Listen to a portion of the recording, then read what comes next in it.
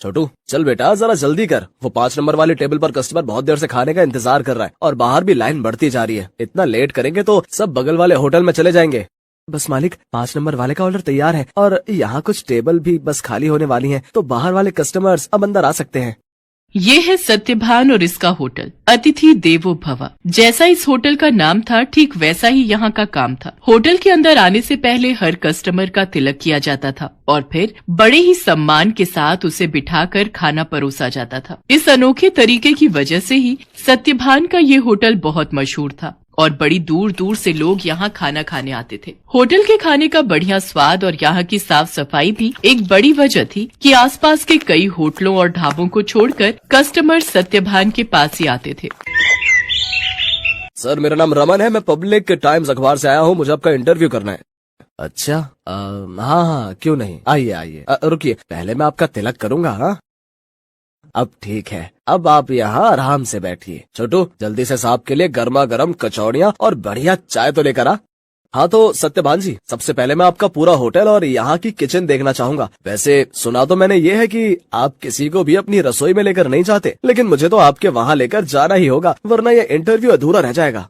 अरे बस वो बात ऐसी है कि आप तो जानते ही हैं, होटल के बिजनेस में सारा खेल खाने में इस्तेमाल होने वाले मसालों और रेसिपी का ही है और यहाँ मैंने और मेरे साथियों ने बड़ी मेहनत से ये सब तैयार किया है। अच्छा लेकिन आपके यहाँ जो लोग काम करते हैं, मतलब आपके साथी, अगर उनमें से किसी ने धोखा दिया तो? नहीं नहीं, ऐसा तो हो ही नहीं सकता। यहाँ जितने भी लोग मेरे लिए काम करते हैं वो सब के सब मेरे गांव से ही हैं, यानी सब मेरा परिवार है। आज तक का रिकॉर्ड है, मुझे मेरा कोई साथी छोड़कर नहीं गया। ये तो वाकई बहुत बड़ी बात है। लेकिन अब तो आप इतने मशहूर हो गए, आपका होटल एक ब्रांड बन चुका है, तो लोग आपकी रसोई को अंदर से देखना चाहते हैं। आप चिंता मत कीजिए, मैं आपके मसालों और रेसिपीज का राज नहीं खोलूंगा, लेकिन रसोई के अंदर की कुछ फोटोज तो चाहिए होंगी आपके इंटरव्यू के साथ छापने के लिए। सत्यभान उस पत्रकार को समझाने की कोशिश करता है, लेकिन वो खुद ही उस पत्रकार की बातों में फंस जाता है। अखबार में अपना इंटरव्यू और फोटो छपने की बात से वो बहुत खुश था और इसी खुशी में वो बह गया और उस पत्रकार को उसने अपने होटल का एक एक कोना बहुत अच्छे से दिखाया। साथ ही अपनी रसोई में ले जाकर अपने सारे तौर तरीकों और रेसिपीज का भी अनजाने में खुलासा करता गया। वो पत्रकार होटल की लगभग हर चीज की तस्वीर ले रहा था। इंटरव्यू के दौरान उसने सत्यभान से कई सवाल पूछे, जिनके जवाबों में सत्यभान के सारे सीक्रेट खुलते जा रहे थे।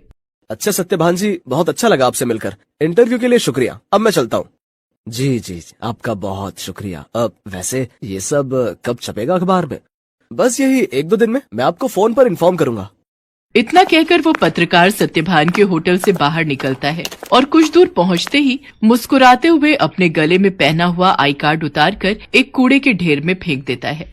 बड़ा अक्लमंद समझता था खुद को, एक नंबर का बेवकूफ निकला ये तो। असल में ये आदमी कोई पत्रकार था ही नहीं, पास ही मौजूद एक दूसरे होटल के मालिक का रिश्तेदार था, जो पत्रकार बनकर सत्यभान के सारे सीक्रेट जानने के लिए उसके पास गया था। ये आदमी अपने मकसद में पूरी तरह से कामयाब हो चुका था। इधर सत्यभान रोज सुबह के अखबार में अपने इंटरव्यू के छपने का इंतजार कर रहा था। जा छोटू, देख तो अखबार आ गया होगा। अब तो पूरे 4 दिन हो लिए, आज तो पक्का अपनी फोटो छपी होगी। छोटू फौरन उस दिन का अखबार लेकर आता है, लेकिन बीते दिनों की तरह उसमें भी सत्यभान और उसके होटल का जिक्र तक नहीं था। ये देखकर सत्यभान उदास हो जाता है। ऐसा कई दिनों तक होता रहा। फिर सत्यभान ने उम्मीद ही छोड़ दी और ये सब कुछ भुला दिया। फिर एक दिन अचानक सत्यभान के होटल में रेड पड़ जाती है। फूड इंस्पेक्टर अपने कुछ आदमियों के साथ सत्यभान के होटल पहुंचते हैं और वहां मौजूद हर चीज की जांच करने लगते हैं।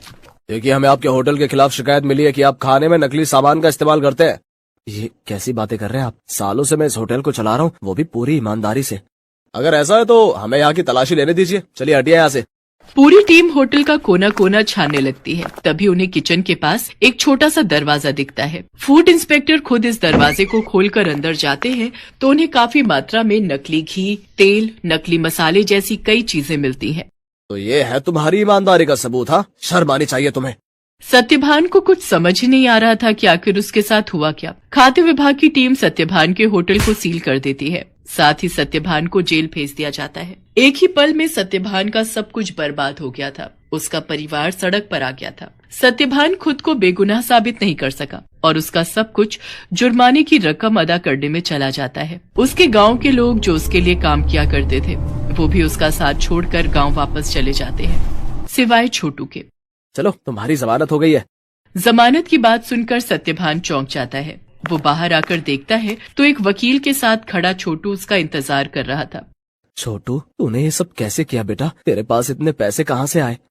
मैं तो बिन माँ बाप का एक लावारिस था मालिक। आपने मुझे सहारा दिया था तो मैं आपको इस हाल में अकेला कैसे छोड़ देता? आपको याद है, मैं हर महीने की तनख्वाह से कुछ पैसे जोड़ता था अपनी आगे की पढ़ाई के लिए। बस वही आज काम आ गए।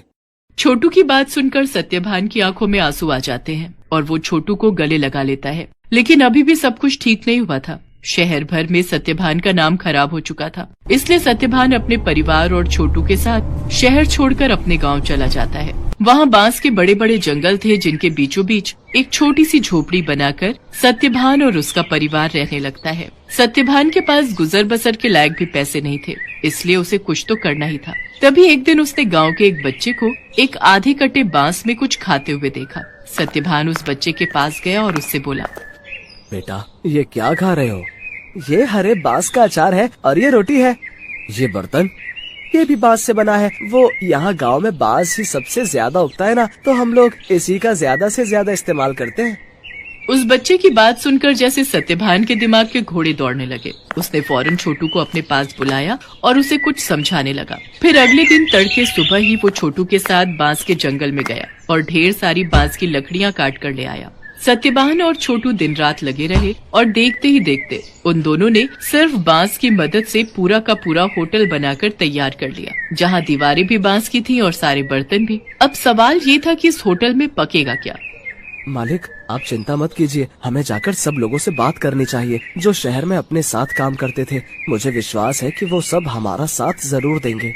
छोटू की बात मानकर सत्यभान अपने गांव के लोगों से बात करता है। धीरे धीरे गांव के कई लोग उसकी मदद के लिए आगे आते हैं। कई लोग उसे मुफ्त में राशन देते हैं, जिसके साथ हरे बांस का इस्तेमाल करके सत्यभान और छोटू होटल के लिए खाना बनाते हैं। और इस तरह एक बार फिर सत्यभान का होटल चल पड़ता है। लेकिन हालात अब पहले से बहुत अलग थे। कई दिनों तक सत्यभान के होटल में एक भी ग्राहक नहीं आता। फिर एक दिन शहर से कुछ दोस्तों का एक ग्रुप वहां आता है और सत्यभान के अनोखे होटल को देखकर चौंक जाता है। कुछ नया आजमाने के इरादे से वो सभी सत्यभान के होटल के अंदर आ जाते हैं। सत्यभान उन सब की बहुत ही अच्छे से खातिरदारी करता है और फिर भाई वाह, मजा आ गया। ये तो बिल्कुल ही नया एक्सपीरियंस था। शहर से इतनी दूर इतनी अच्छी सर्विस और उससे भी बढ़िया खाना। सच में बहुत अच्छा लगा यहाँ आकर। और सबसे बड़ी बात, मुझे तो पता ही नहीं था कि बांस को भी खा सकते हैं, वो भी इतने अलग अलग रेसिपीज में। सत्यभान के खाने और अलग किस्म के होटल की तारीफ वो सभी दोस्त अपने दूसरे दोस्तों से जाकर करते हैं, जिसके चलते और भी लोग खास तौर पर सत्यभान के होटल में खाना खाने वहां पर आते हैं। सत्यभान की सर्विस और खाना बहुत जल्दी अपना पहचान बना रहा था। लोग शहर के हाई फाई होटल छोड़कर सत्यभान के पास गांव में आ रहे थे। धीरे धीरे सत्यभान की गाड़ी पटरी पर आने लगती है और उसके पुराने साथी जो गाँव में ही थे वो भी उसके पास काम पर लौट आते हैं। मालिक, भगवान की दया से अब सब ठीक हो रहा है, लेकिन अब तक ये समझ नहीं आया कि आखिर वो सब नकली सामान उस दिन अपने होटल में आया कहाँ से। ये पहेली तो सच में सुलझानी ही होगी छोटू। मुझे लगता है मुझे कुछ करना चाहिए। सत्यभान के पास अब इतने पैसे जमा हो चुके थे कि वो अपने खिलाफ रची गई साजिश की जांच करवा सकता था। वो अपने केस को रीओपन करवाता है और एक प्राइवेट डिटेक्टिव की मदद से सारा सच बाहर निकलवाता है। असल में रमन जो सत्यभान के पास पत्रकार बनकर आया था, ये सब उसके और उसके रिश्तेदार की सांठगांठ थी, जो सत्यभान के पुराने होटल के पास ही अपना होटल चलाता था। साथ ही सत्यभान की तरक्की से जलता भी था। रमन के द्वारा जुटाई गई जानकारी की मदद से ही वो सारा नकली सामान रातों रात चुपके से सत्यभान के होटल के अंदर पहुंचाया गया था। प्राइवेट डिटेक्टिव ने सारे जरूरी सबूत जुटा लिए थे, जिनकी मदद से दूध का दूध और पानी का पानी हो गया। दोषियों को सजा मिली और सत्यभान को उसकी खोई हुई इज्जत। शहर में मौजूद सत्यभान की सारी संपत्ति उसे वापस मिल जाती है, जहां सत्यभान फिर से अपना होटल शुरू करता है, लेकिन बिल्कुल नई थीम, नए तौर तरीकों और नई रेसिपीज के साथ। राधापुर गांव में शांता और सुमन नाम की सौतेली माँ और बेटी रहा करती थी। शांता सुमन का बिल्कुल ध्यान नहीं रखा करती थी और उसे बेवजह मारा पीटा करती थी। वो अपने पति किशोर के सामने प्यार जताने का नाटक किया करती थी। ले बेटी, कुछ खा ले, दिन पर दिन कमजोर होती जा रही है। शांता, तुम सुमन का कितना ध्यान रखती हो? सुमन अपने पापा को ये सच्चाई नहीं बताती थी और चुपचाप सारे दर्द सहती थी। ऐसे ही कुछ महीने बीते। शांता पेट सी थी। ये बात बहुत खुश होकर वो अपने पति किशोर को बताती है। सुनिए जी, मैं मां बनने वाली हूं। सच में? मैं बहुत खुश हूं। तुमने मुझे बहुत बड़ी खुशी दी है। सुमन को पता चलेगा तो वो कितनी खुश होगी। किशोर भी सोचकर खुश होता है। शांता मन ही मन सोचती है, ये अच्छा मौका है इस लड़की को घर से निकालने का। इसने मेरी नाक में दम कर रखा है। अब तो इसको निकलना ही पड़ेगा घर से, नहीं तो ये मेरे बच्चे का हिस्सा भी खा लेगी। तभी एक सुबह शांता चिल्लाती हुई भाग रही थी। बचाओ बचाओ, ये मुझे मार डालेगी। क्या हुआ? तुम चिल्लाती हुई भाग किस ले रही हो? सुमन के हाथों में छुरी है, वो मुझे मारना चाहती है और मेरी ओर ही आ रही है। किशोर सुमन के हाथों में छुरी देखकर कहता है, अरे अरे, तुम क्या कर रही हो? छुरी से अपनी माँ को मारोगी क्या? जिसने तुम्हें माँ जैसा प्यार दिया, आज तुम उसकी जान लेने पर तुली हुई हो। भला ऐसा कोई करता है क्या? पापा, ये सच नहीं है, झूठ है। मैं ऐसा क्यों करूंगी? आप मुझे गलत समझ रहे हो, मेरी बात तो सुनो। उसने रोते हुए सच्चाई बताने की कोशिश की, पर किशोर उसकी एक भी बात सुनने को तैयार नहीं था। उसने कहा, सुमन, तुमने ऐसा क्यों किया? निकल जाओ मेरे घर से बाहर। और सुमन को घर से बाहर निकाल दिया। बेचारी सुमन रोते रोते जंगल की तरफ चल पड़ी और बीच जंगल में पहुंच गई। वहां एक पेड़ के नीचे वो बैठ गई और सोचने लगी, मैंने कोई गलती नहीं की थी, फिर माँ ने ऐसा क्यों किया? वो ऐसा सोचकर रोए जा रही थी।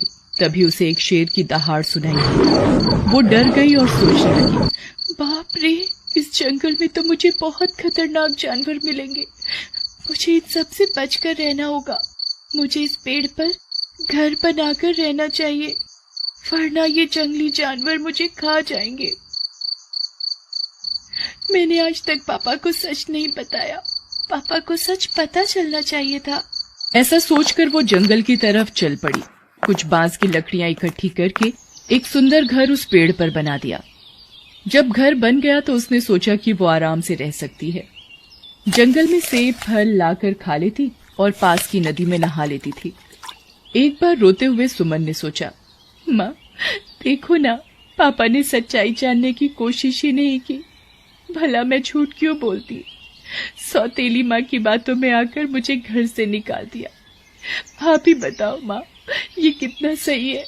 अगर आप होती तो मुझे ये दिन ना देखना पड़ता।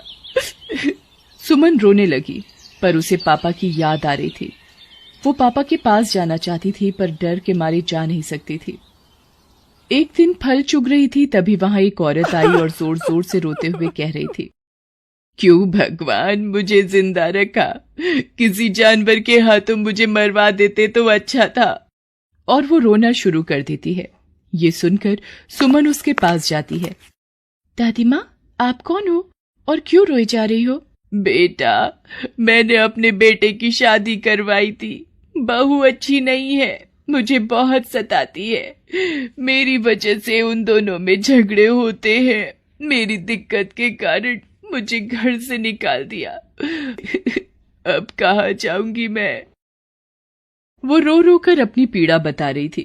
यहाँ जंगली जानवरों का एक वक्त का भोजन बन सकूं, ऐसा सोचकर मैं यहाँ आई हूँ। और वो रोने लगी। सुमन उसकी बातें सुनकर बहुत दुखी हुई और उसे अपने घर ले आई। सुमन का बांस का घर देखकर बूढ़ी औरत आश्चर्यचकित हो गई और बोली, बेटा, तुम यहाँ अकेली रहती हो? तुम्हारे माता पिता कहाँ हैं? तुम्हारे साथ कोई नहीं रहता? मेरी माँ का देहांत हो गया है। मेरे पिता ने दूसरी शादी कर ली, पर सौतेली माँ मुझे पसंद नहीं करती। उन्होंने मुझे सब्जी काटने के लिए छुरी पकड़ाई। छुरी देकर सब्जियां नहीं दी और मुझ पर आरोप लगा दिया कि मैं उन्हें मारना चाहती हूँ और पिताजी से शिकायत कर दी। पिताजी ने गुस्से में आकर मुझे डांट कर घर से निकाल दिया। इसमें मेरी कोई गलती नहीं थी। ये कहकर सुमन रोने लगी तो बूढ़ी दादी ने उसे चुप कराया और कहा, देखो बेटा, पिछले जन्म का नाता होगा जो हम यूं मिले। अब हम साथ रहेंगे। तब से वो दोनों वहीं रहने लगे। कुछ महीने बाद उन्होंने जंगल में फल तोड़कर बेचना शुरू कर दिया, जिससे वो पैसे कमाने लगी। सुमन जब एक बार फल बेच रही थी तो उसकी सौतेली माँ वहां आ गई। उसने सुमन से कहा, बेटी सुमन, मुझे माफ कर दो। तुझे घर से बाहर करने के बदले मुझे भगवान ने अच्छी सजा दी। क्या हुआ माँ? मेरा पैर फिसल गया था, मैं गिर गई और मैंने अपना बच्चा खो दिया। तुम्हारे पापा बहुत दुखी हुए। मैंने उन्हें सारी सच्चाई बता दी, पर किशोर ने कहा, ये तुमने क्या किया? अनजाने में तुम्हारी बातों में आकर फूल सी बच्ची को मैंने घर से निकाल दिया। पता नहीं वो किस हाल में होगी और कहाँ होगी। और वो मुझ पर चिल्ला रहे थे तो उनको दिल का दौरा पड़ गया। अब वो बस तुझे ही याद करते रहते हैं। घर चल बेटी, मुझे पापा से मिलना है। शांता सुमन को लेकर घर की ओर चल पड़ी। किशोर सुमन को देखकर बहुत खुश हुआ और उससे माफी मांगता है। बेटा, हमें माफ कर दो, हमने तुम्हारे साथ बहुत गलत किया। सुमन कुछ पैसे देकर जंगल की ओर चल पड़ी। किशोर और शांता उसे रोकने की बहुत कोशिश कर रहे थे, पर वो नहीं रुकी।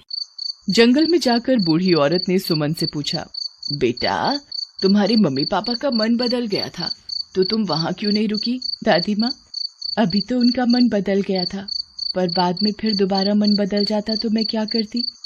और दूसरी बात, यहाँ तुम भी तो अकेली रहती।